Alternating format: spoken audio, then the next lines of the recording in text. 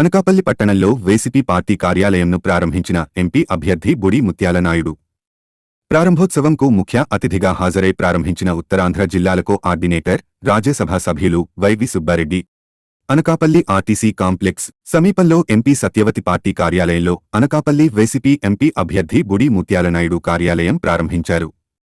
ఈ ప్రారంభోత్సవ కార్యక్రమానికి ముఖ్య అతిథిగా విచ్చేసిన ఉత్తరాంధ్ర జిల్లాలకు ఆర్డినేటర్ రాజ్యసభ సభ్యులు వైవి సుబ్బారెడ్డి హాజరై పార్టీ కార్యాలయం ప్రారంభోత్సవ రిబ్బన్ కట్ చేశారు.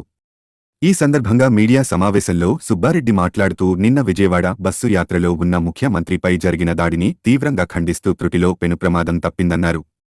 2019లో కూడా విశాఖలో ఇదే మాదిరి దాడి చేయించారని, ప్రజల నిండోశీసులు ఉన్నంతవరకు ఇటువంటి దాడులు ఎన్ని చేసినా జగన్మోహన్ రెడ్డిని ఏమీ చెయ్యలేరన్నారు. జగన్మోహన్ రెడ్డికి ప్రజల్లో ఉన్న ఆదరణ చూసి తట్టుకోలేక ప్రతిపక్షాలు కుట్రపూరితంగా ఇటువంటి చర్యలకు పాల్పడుతున్నారన్నారు. ఎన్నికల కమిషన్ తక్షణం దీనిపై పూర్తి స్థాయి విచారణ జరిపి దాడికి పాల్పడిన వారితో పాటు వారి వెనుక ఉన్న వారిపై తీవ్ర చర్యలు తీసుకోవాలని డిమాండ్ చేశారు. రానున్న సార్వత్రిక ఎన్నికలను ఒక ప్రతిష్టాత్మకంగా తీసుకుని నాన్ లోకల్ అయిన సీఎం రమేష్ని చిత్తుగా ఓడించి ఆయన ఎక్కడి నుండి వచ్చారో అక్కడికి తరిమికొట్టాలి అన్నారు.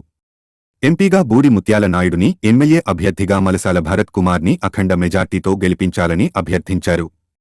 తమ అమూల్యమైన 2 ఓట్లను ఫ్యాన్ గుర్తుపై వేసి వైసీపీ అభ్యర్థులను గెలిపించి రాష్ట్రంలో మరోసారి జగన్మోహన్ రెడ్డిని ముఖ్యమంత్రిగా పట్టం కట్టాలని కోరారు.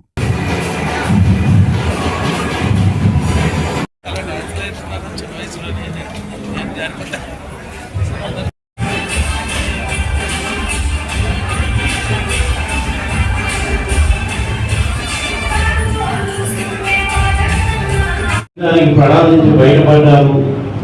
అదే దాడి జరిగిన ప్రాంతం, దాడి జరిగిన ఇది చూస్తే ఒక్క హాఫ్ ఇంచ్ కిందకు వచ్చుంటే ముఖ్యమంత్రి గారి కన్ను ఎంత గాయమయ్యేది, అది కన్నుతో పోయేదా లేకపోతే ప్రాణాలు కూడా కుట్టుకుంటేదా అనేది పూర్తి స్థాయిలో మనకే అర్థం కాక మేము ఆలోచన బాధలో ఉంటే దాడి జరిగిన గంటలోనే స్క్రిప్ట్ రెడీ చేసుకొని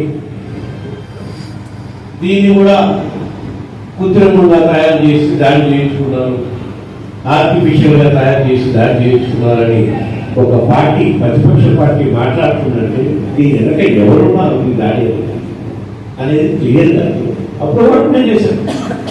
ప్రాణాపాయం నుంచి కత్తి ఎయిర్పోర్ట్లో కత్తి దాడిలో అప్పుడు ప్రతిపక్ష నాయకుడుగా ఉన్న మా పార్టీ నాయకుడు జగన్మోహన్ రెడ్డి గారు బయటపడితే అది కోరికత్తి డ్రామాగా అది మళ్ళా ఎలక్షన్ స్టంట్ కోసం చేశారని చెప్పి ఇటువంటి కార్యక్రమం చేస్తున్నారు. ఇవన్నీ ప్రజలు గమనిస్తున్నారు. ఇందాక నేను చెప్పాను కదా, ఎన్ని దాడులు జరిగినా ప్రజల ఆశీస్సులు ఉన్నా, ప్రజల ఆశీస్సులతో, దేవుడు ఆశీస్సులతో మా ముఖ్యమంత్రి గారు బయటకు వస్తారు. తప్పకుండా ప్రమాదాల నుంచి బయటపడతారు.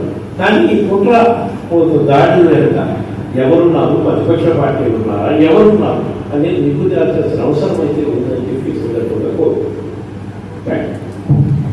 పార్లమెంట్ సభ్యులు పంపించడం జరిగింది. వైఎస్ఆర్ కాంగ్రెస్ పార్టీ తరఫున మా గౌరవ ముఖ్యమంత్రి ఒక్కసారి అనకాపల్లి పార్లమెంట్ ప్రజలు మరీ ముఖ్యంగా ఆలోచించండి.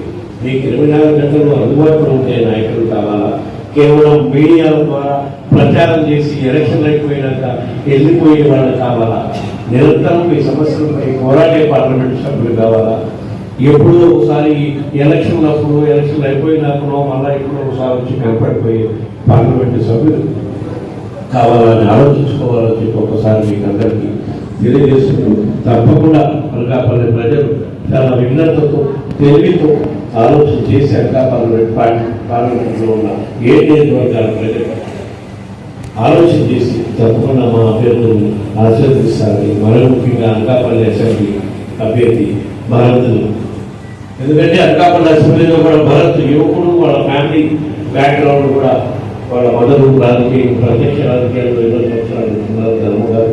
అటువంటి కుటుంబం కేవలం యువకులను ఎంకరేజ్ చేస్తే రాబోయే తరాలకి, భావి తరాలకి వాళ్ళు మంచి పాలన అందిస్తారనే గొప్ప ఆలోచనతో మా గౌరవ ముఖ్యమంత్రి గారు యువకులను ఎంకరేజ్ చేసే కార్యక్రమం చేస్తున్నారు.